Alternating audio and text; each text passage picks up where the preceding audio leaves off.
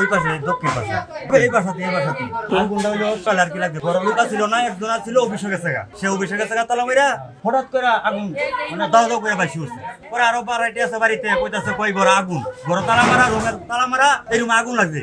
পরে সবাই বলে করে উপস্থিত চিৎকার টিকার বাইরে সবাই উঠে দিয়ে এই ঘর আগুন লাগছে।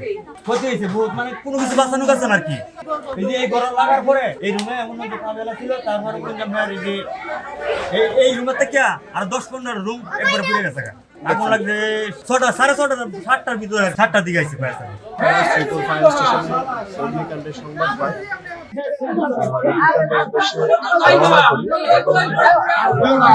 10 মিনিট পরে আমরা ঘটনাস্থলে উপস্থিত হই।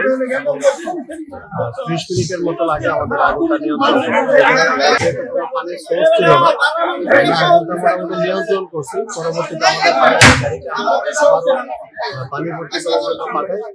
সর্বশেষ আমরা 8:30-এর সময় আমরা আগুনটা সম্পূর্ণ ক্ষয়ক্ষতির পরিমাণটা তবে প্রায় 10টার মতো রুম মালামাল করা গেছে। আমরা এটা ডিটেলস জেনে কি কি মালামাল ছিল জানতে পারবো।